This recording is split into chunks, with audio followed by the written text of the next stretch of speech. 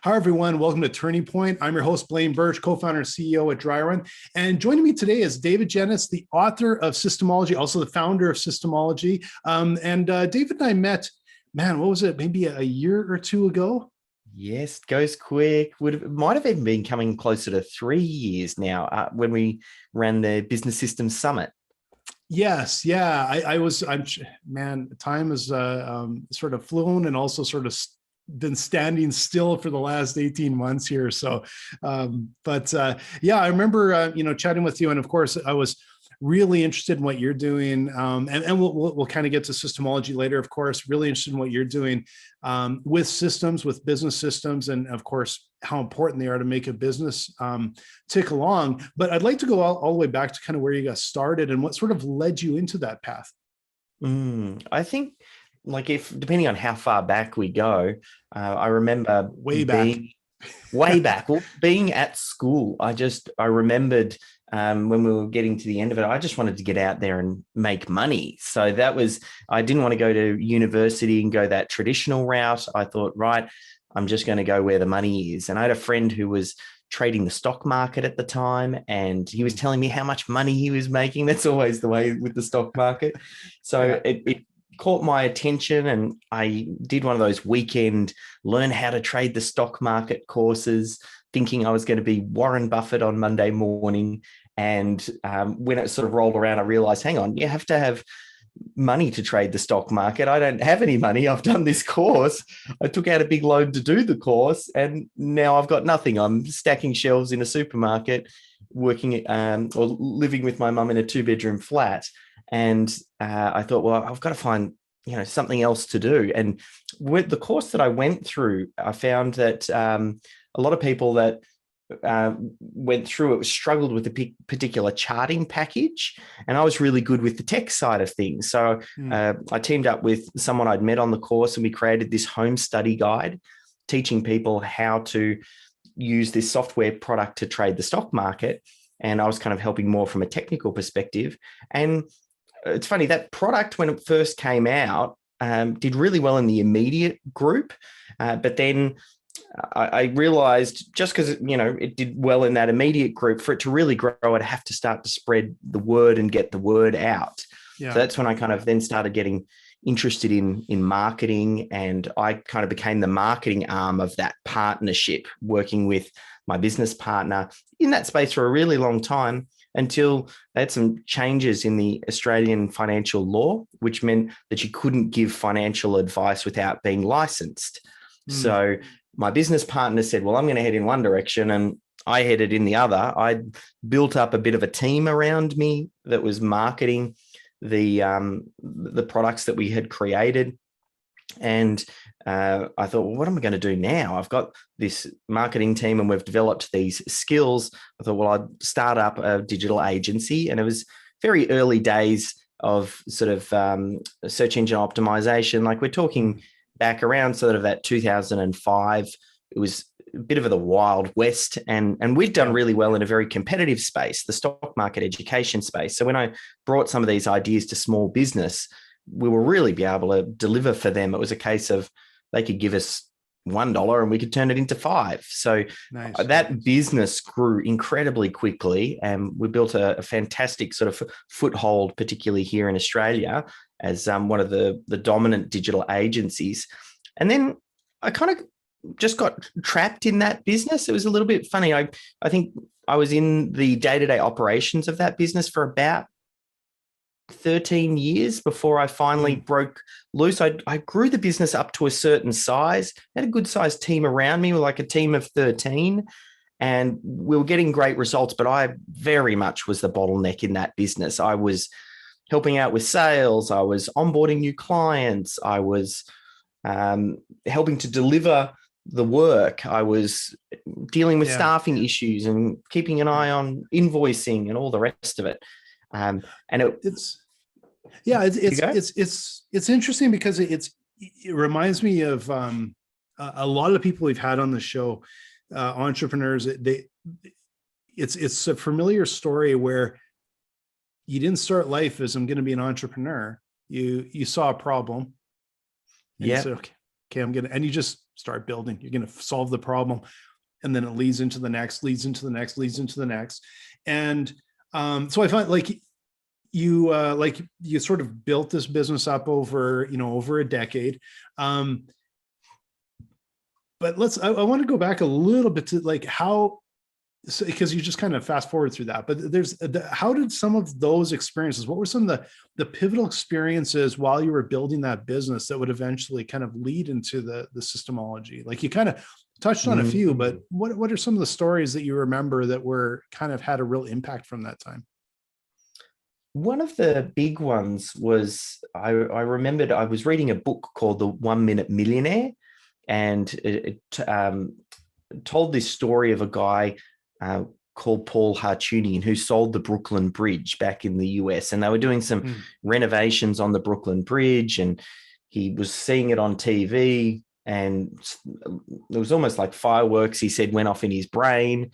And he called up the wreckers and said, "Oh, can you deliver a bunch of wood to me?" And he basically chopped up the wood from the Brooklyn Bridge, wrote a press release, got a huge amount of media coverage from it. And he came out with this press release: New Jersey man sells the Brooklyn Bridge for $19.95. And I remember reading this story inside the 1 Minute Millionaire. And then I was in Melbourne, and I was driving past the MCG, which is the Melbourne Cricket Ground. And for anyone who doesn't know, like Australia, we're a little bit sporting mad. And the MCG is almost like, it's like a religious icon. It's where, we all come together for sport, and it's a huge stadium. And I was driving past it, and there was a gaping hole in the side of the MCG because they were doing the renovations, and they'd pushed over one of the stands. And I'd just read this story about what Paul Hartunian had done. And it was, again, like fireworks went off in my brain. I just thought, oh, wow. I saw the way that Paul had done it over here, and I thought I could replicate that here for the MCG. So I hopped on the phone, found out who the wreckers were. I first went to, it was like a brick company, because they pulled out all of the bricks, and I imagined, oh yes, I'll be packaging up bricks and sending them in the mail. I don't know what I was thinking. And when I went to the brick place, though, he said, oh, you want to go check out Wheel and the Wreckers? They've got this green discarded wood and this MCC crested carpet, which is a Melbourne Cricket Club crested carpet, very iconic in Australia. And I went to the Wreckers, and I got my hands on a bunch of this wood and carpet. And then I just followed the system. I cut out the squares of the carpet. I went down to a woodworker, and they chopped up little pieces of the wood. I stuck the wood to certificate paper. And I wrote up a press release saying Melbourne man sells the MCG for $24.95. And this was right back when I was getting started. I was probably 21 years old at the time.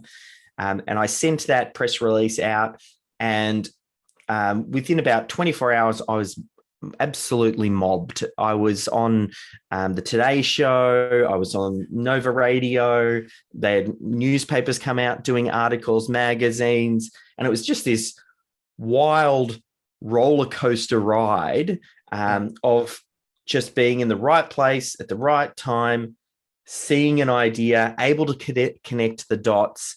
And for me, one of the big things that impressed on my brain is so many great ideas have been done before, and someone's already paved the way. There's so much to be said for identifying someone who's already done something a particular way, a system or a process, and then basically taking that, using that as the foundation, customizing it, making it your own, and then running with it. And that for me was like, I learned so much from that, but that was one of those very early pivotal stories that kind of really kicked me on my way. And that was before the digital agency. Like that was pretty much in the cusp of my business partner from the stock market education stuff heading one way, and then me heading the other way for the digital agency. That one just fell into my lap. And that was kind of like the door opener. And what a great way to launch Melbourne SEO. It kind of became one of those stories about, oh yeah, I know how to market, and I can see an opportunity and I can jump on it. So I'm guessing, was that, first of all, did you make good money off of all these parts? Yes, yeah. And I've still got a big pile of them sitting in my mum's garage. Like, we're talking, 20 years later, I've still got a big pile. But that's pretty much what kickstarted that business. Yeah, that's great. And I'm guessing like that's also a story that I imagine, because as an entrepreneur, like I only have to hear, like, sometimes my staff will mention like one thing. Oh, this guy, the comment from one of our clients. That's awesome. I'm parroting it for the next 3 weeks, like everyone I talk to, right? Like, you just you zero in on that. I'm guessing this one was like lifeblood for quite a while. Just that story, yes. Right? I'm still telling it today. Still telling it. Yeah. It's it was. It's one of those ones that I just look back on very fondly, and probably taught me one of my biggest lessons in business. Opportunities come past you all the time. Oftentimes you might be too busy and you don't see it because you're stuck in the day-to-day and you don't see when the opportunity comes by. Sometimes you see it, but you're so busy stuck into the day-to-day that you can't take advantage of it. Yeah. And that is actually where the business owner will add the most value, because you don't know when they're going to happen. These opportunities will pop up. You need to be able to see them, and then you need to have enough space to be able to take advantage of them, because you can't engineer that. It's not like I could have been the one doing the renovations. It just so happened I was going past and I had the idea, and then I was able to follow it. And that for me made me realize creating space as the business owner is probably one of the most important things you can do. Creating space for yourself, because then that means you can take advantage of the opportunity when it presents itself. Yeah. Yeah. And, and like, there's probably thousands of people that drove by that same gaping hole. Yes. Thousands 100%. and thousands. And nobody else even considered it. And to recognize the opportunity and jump on it is like, and that's, you're, even what you're saying to me, I'm like, well, it's true in our business. Sometimes it's like, man, how long did we go before you kind of lift your head up and go, oh, where are we? What are we missing here? Right. And we've had probably a couple of big shifts in our business over the last year. And it is suddenly when you lift your head and you actually, to be completely honest, there was one last summer was a really important shift for us. Looking back, it was a massive shift for us. Came to the tail end of my vacation. I took a week off, and I'm not very good at taking time off. And I took a week off, and right at the end, all of a sudden it's like, bing, wait a minute. And off we go. And it was like a big transformation for us, a really important time. It's a good reminder that, better take some time off this summer as well, because you need that. Your brain has to rest for a while. Yeah. And it can be a little bit counterintuitive as well to think that stepping away from the business or taking some time out is going to potentially give you the next big win. Because sometimes people just think, I've just got to grind it out more. I've got work, I've got leads I need to get done or chase up, or business I've got to get done for clients, those sorts of things. And it the stepping back, and it's that thinking, like, as much as I've heard it and I read it in books, it's when you get one of those opportunities, that's really when you get the learning. Otherwise, you kind of give it lip service, and that's all it is. But actively seeking to make sure that your business supports you as the business owner to be able to step out or step away, or, I mean, as the classic Michael Gerber, he talks about working on your business rather than in your business. A lot of the huge wins you'll get is working on it, yet most people are stuck in it. Yeah, I totally agree. And I know even on sort of a micro level, and it has happened repeatedly to me. I'd go hop on my bike and just like, you start getting that drain, I'm like, I'm down in energy. I hop my bike and just go and do a loop, and you're about 20 minutes in, and subconsciously also it's like, oh, there it is. there's the Yes. answer. There's the idea that I've was probably been rolling around in my head for the last couple of days, comes right to the surface as soon as you aren't thinking about it. And it's so I'm a strong believer in that. But like you said, like as a business owner and entrepreneur, you get underwater, like you get under this weight of stuff that has to be done, and you feel it has to be done, and don't give yourself the space sometimes. I came up with this idea that it's almost like business is a game of snakes and ladders, and you're kind of moving up the board. You know, you're just systematically working your way around. Occasionally, you will land on a ladder, and you need to be ready to climb up that ladder and able to climb up that ladder. And that will actually jump you significantly further into the game and closer to winning than just plodding along. But you have to keep plodding along and moving in the right direction, because, you know, it's like the slow and steady, the tortoise end up winning over the hare just by moving. You do that, but when you land on the ladder, I look back now, that there's been 2 or 3 things that stick out for me like a sore thumb as a ladder landing opportunity, and spotting it and climbing up it and taking advantage. Perhaps one of the biggest ones for me, and it was an absolute game changer for my business, was I got I remember getting an email completely out of the blue from a lady called Luz Delia Gerber. And I didn't know the name. Like, I knew the surname Gerber, and I could look at the domain name, and it was from michaelegerbercompanies.com. And Michael E. Gerber, for those who don't know, wrote a book called The E-Myth. They might not know his name, but his book, The E-Myth, is much more well known. Yeah. All the email said was, call me.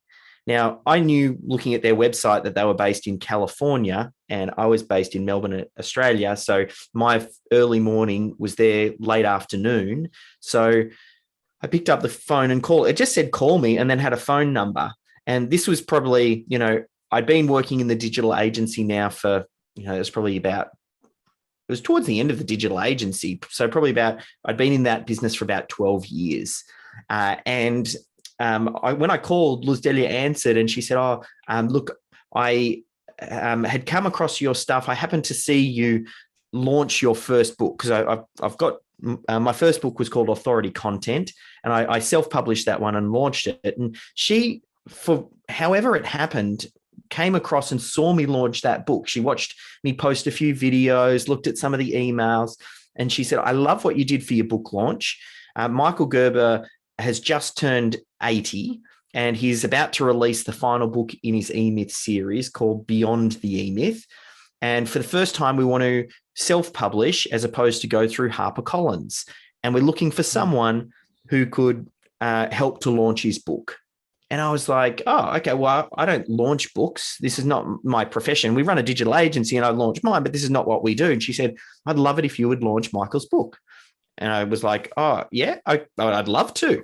And then she said, there's one small catch. It's going to take 3 months. You're going to have to work on this exclusively. It'll probably take all of your time. You won't have any time to do anything else, because there's a heck of a lot of work that needs to be done. Mm-hmm. And I need you to go all in on this. And I said, okay, look, I mean, I saw it as a snakes and ladders opportunity. That was a ladder. Yeah. And I think a lot of business owners, if they had, you know, for me, that's kind of like Oprah coming and knocking on my door saying, hey, I would love to come and do this amazing project with you. Like, Michael Gerber is the Oprah in our industry. Yeah.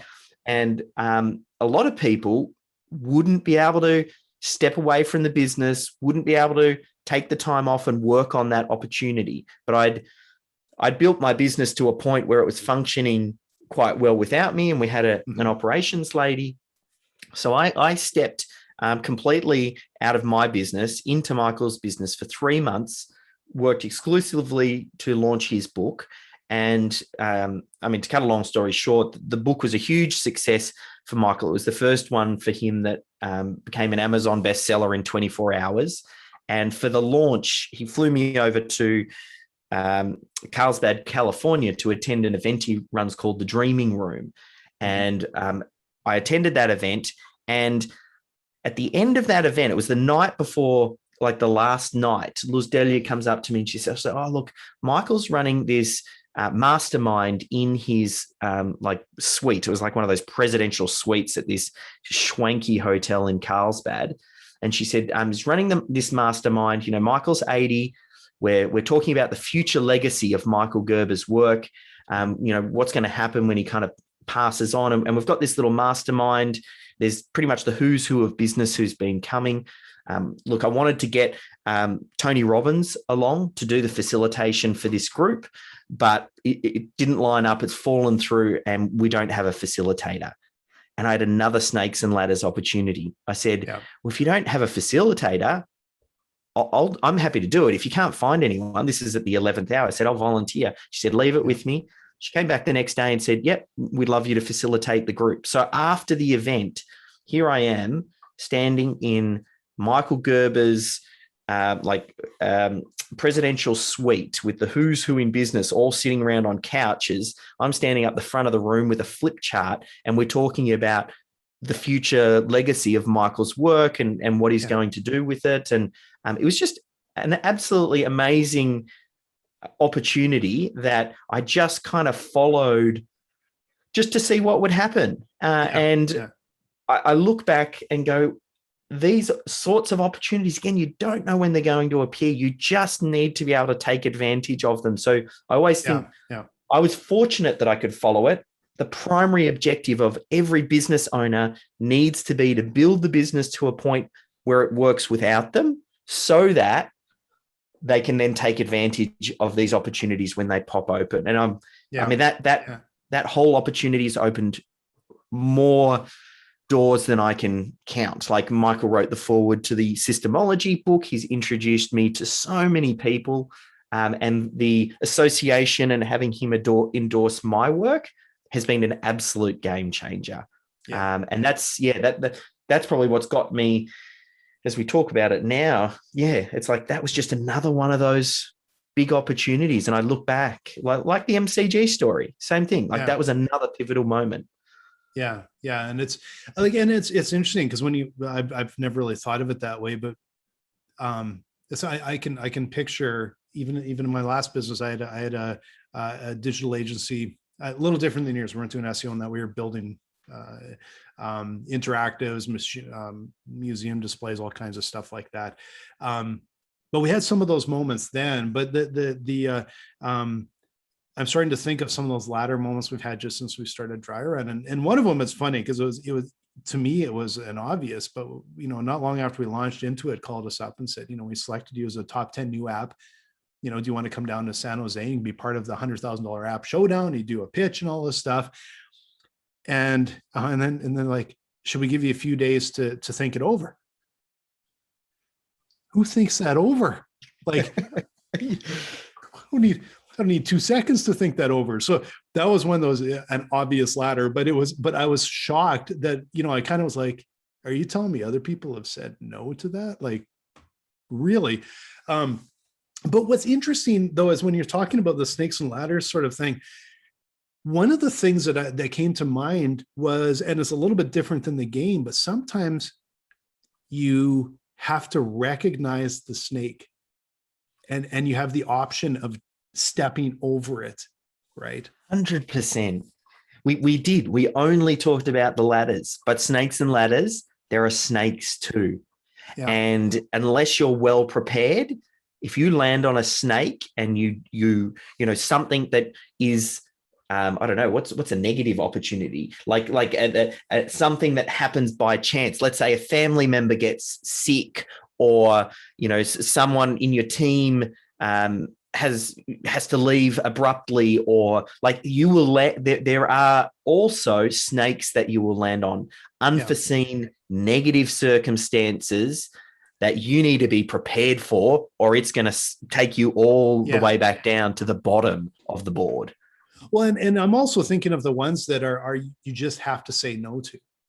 Yeah. And so that there are times when we've, like I've got side drive. It wasn't like, it's a little snake down. I'm like, nah, you know what? In the end, that actually just ended up being a waste of time. That was not a real, and we had an opportunity just about a week ago, and we were looking at it. And as I started to look through it, I realized I'm like, it from just a cursory glance, it seems like it might be a good opportunity. But when I actually dug into it, I'm like, no, this is all risk. Mm. And it's likely would be a snake, and it's not going to necessarily look like one.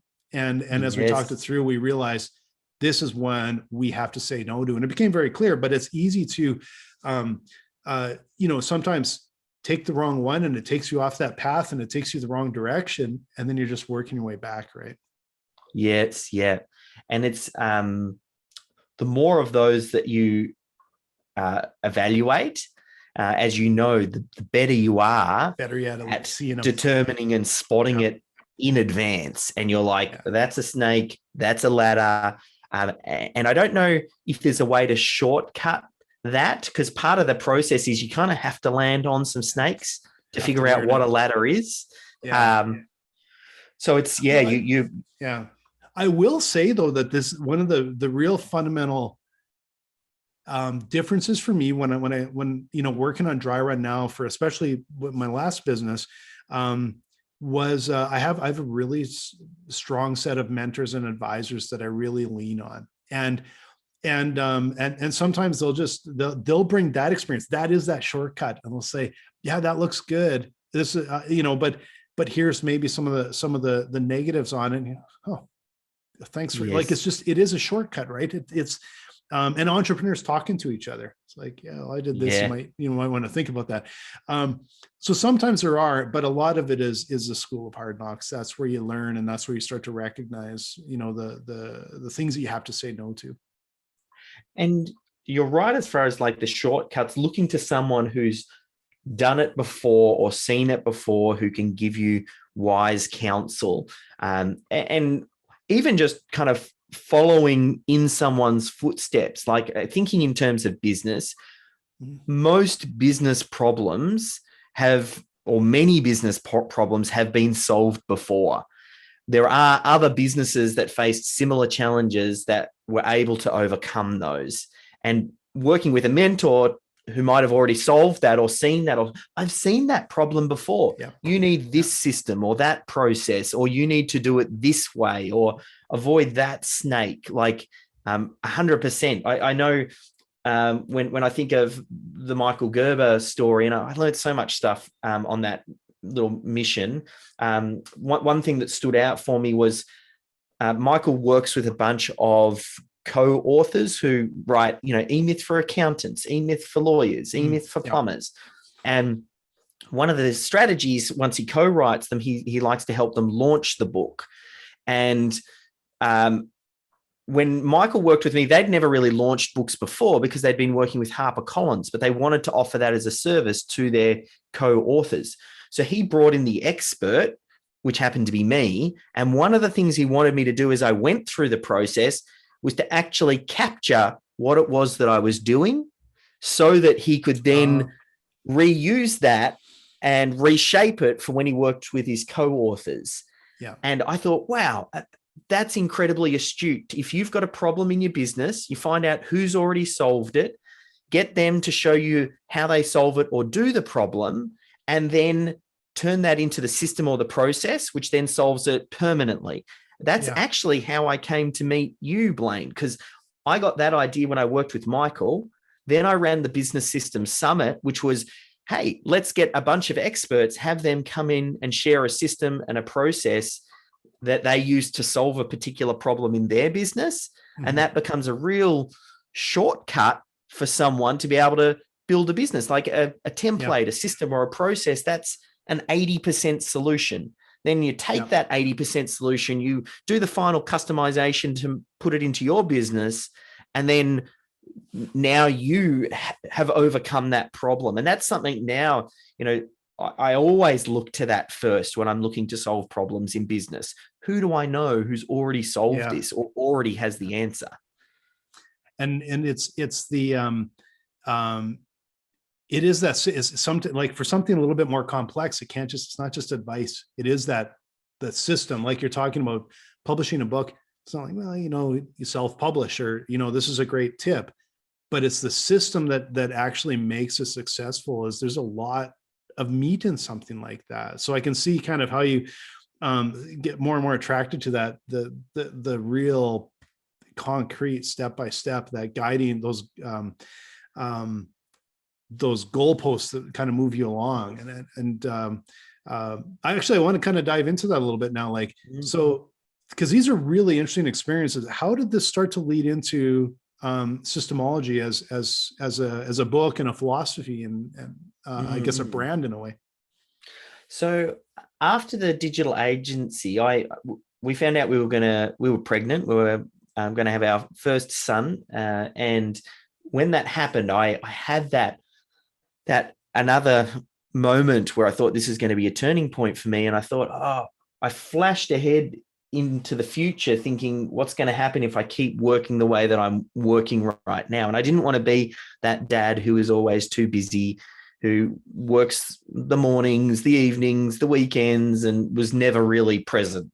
Even though I worked from home, I could just, like, I already saw it a little bit with my wife. Well, I was here, but I was just always consumed by work. So I started to make some strategic changes and said, right, well, I need to change this. And we heavily focused on systemizing the business. We hired a CEO. She came in and she started working in that business. And then over probably about a period of, it was that 9 months, but probably closer to 12, where we really removed me from the operation so that I could take some time off. And then in that time off, that's when I kind of really started to look and think about business differently. And I thought, well, what do I want to build here? And what impact do I want to have? Because right at the start, you talked about it and you hear it all the time. Entrepreneurs, they just fall into a groove. They start doing something else starts, they see something else, and they just jump from one to the next. My whole business career was that way. I look back and, it looks like a real squiggly line, and it wasn't thought through. And I thought, this might be an opportunity for me to start a new business and be much more strategic in my thinking and the impact that I wanted to have. And I thought, what had I done really, really well? And I was able to, I had a good systems mind. I think it came from the stock market education background, because we used to design trading systems, and a lot of the things that I'd been involved in, there was an element of systems and process. And I thought, that's a problem that I see quite frequently. I saw it in the digital agency.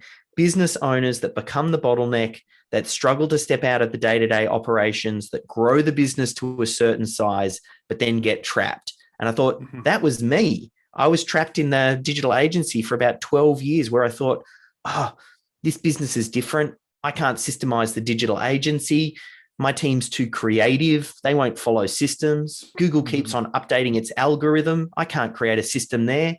And I came up with all these reasons why that business couldn't be systemized, until I got to the point where I needed to make a change. And then I realized, hang on, a lot of that was just baggage and garbage of what I thought. And it wasn't until I tested some of those assumptions that I went, hang on, this business can be systemized. I can be removed. I'm not as, special as I thought I was, or as critical as I was. And then that's when I realized this is a genuine problem that so many business owners face, that I feel I can tackle and solve better than it's been done before. And then that was kind of like when the seed was planted, and I went to work on that. And it's funny, like when I think of the Michael Gerber story. So I'd made that decision, and I'd stepped out of the day-to-day operations, and Luz Delia contacted me when I was having that time off. And that was almost like the universe just opening up and serving this thing on a silver platter. They had no idea what I was thinking early days with Systemology. She came to me to do a book launch in a completely unrelated field. I was aware of Michael Gerber. I knew, he's talks a lot about the working on and not in and systems. He is that kind of early systems godfather. And I felt I could continue that work, because that work, everybody knows that they should systemize their business. Where everybody gets stuck is the how. Where do I get started? What are the first systems? How do I get my team involved? What do I do when I come across stubborn team members that won't follow process? Like all of these early questions are the ones that I felt went unanswered for me. And then that was just kind of in that timeout, that space. I said, that's what I'm going to go to work on. And that pretty much started Systemology. Yeah. Yeah. It's funny how sort of relatable in a way it feels to me with, like I wrote, pandemic cash flow, about cash flow. And it was a lot of the same as here over and over again, have to watch cash flow, manage your cash flow, forecast your cash, blah, blah, blah, blah, manage. And no one would tell you how to do it. There's nothing. Yeah. It's just, get a spreadsheet. Well, and do what with it? Yeah, correct. But, yep. Yeah. Do my fantasy hockey on there? Like, what am I supposed to do with it? Right. That's why we got you on the Business Systems Summit, because it's the how to for so many people that's missing. Yeah. Everybody, like if you talk to a business owner, I don't think you'd ever have a discussion with any business owner that would say, oh, you don't need to manage your cash flow. They all know they need to do it. It's always, but how do I do it? Where do I get started? What's the first thing I put on that spreadsheet? What data am I extracting from MYOB? Like those are the questions that go unanswered. Yeah. And it's the same sort of issue as you, is like a lot of businesses can kind of fumble along and survive and manage okay, but it's holding them back. It's holding them back a lot more. But systems, cash flow, whatever, these things are what are holding a lot of these businesses back. And, right now we're going to be seeing all these businesses, like they're starting to open up again. And there's some businesses that have absolutely been growing massively during this lockdown because that's the sector they're in. But did they manage it? And what happens when it opens up and does it slow down? And other businesses have just barely been scraping by, and now they're going to open up, and they need systems probably now more than ever, because the margin for error is very fine right now. And it's, we were talking before we got on the show, and I know you were mentioning you had a really, really terrific year. And this is why businesses have time to focus on it, but boy, they're going to need that now. The businesses that you helped during this whole slowdown are going to be in a really good position to thrive coming out of it. Yeah, I think when I think of business systems and the work that we do with Systemology, so the whole idea is we're here to free business owners from the day-to-day operations of running their business. So we want to get down to the core of what are the, it's the 80-20. What are the 20% of the systems that deliver 80% of the result? And we want a business to be able to capture those best practice. What are they currently doing? And then start the process of changing the business culture, where the team thinks about systems and processes, and there's a way of doing things. What that does is it reduces error. It helps to increase efficiency. It means that team members know what they're doing and enjoy their job more. It means that you become more profitable. The business is more scalable. And a lot of those things means that you can navigate through sticky situations or challenging situations because you know what needs to be done in the leanest possible method. So if you need to trim down, you can. If you need to scale up, you can, because you're clear on how you deliver the value to your clients. And the systems that you're really creating, it's all about how do we create that experience and that ability to deliver value consistently to your clients and person independent. So the business, you don't want it to be dependent on the business owner, but it's more than that. You actually don't want it dependent on any team member. I remember the digital agency. So I'd run the digital agency for that 13 years. I put in Melissa, she was the CEO, and she'd run it successfully for, after I'd kind of stepped out. There were a good few years in there where she ran it on her own, and I was just basically meeting with her monthly. And as a business owner, we'd talk sort of strategy and strategic direction, those sorts of things. And she got a call out of the blue, and she said, "Look, I I need to fly back to the States because we're here in Australia, but she's got family in the US. And she said, I need to go. I've got something I have to attend to. So she steps out of the business. She flies back to the US. And she basically had 3 months off. While she was gone, she put a lot of systems and processes in place. She had a second in command. She stepped in, and the business actually did okay. It didn't grow tremendously, but we serviced existing clients, and we were fine. When she came back, she said, look, I've got to tell you something. I have to resign. I have to, as much as I love this job, I have to move back to the States. I've got some family stuff that, just needs me there. So she ended up resigning. And I remember, like, at the time, it felt like there was a real punch in the guts. And I was like, oh, what am I going to do? And I kind of came to that decision point. And I know a lot of businesses, if the business owner wasn't there, or some of their key team members weren't there, the business would fall over. The IP is oftentimes trapped in the heads of those team members and the business owner.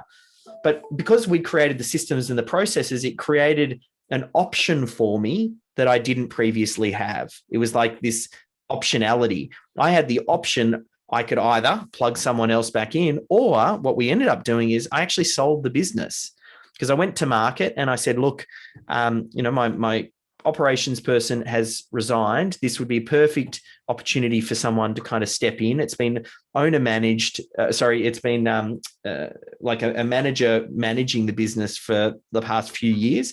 And the guy who bought it said, I bought it for 2 reasons: financial performance, and the fact that it was systemized and working without you and didn't have any key person dependency.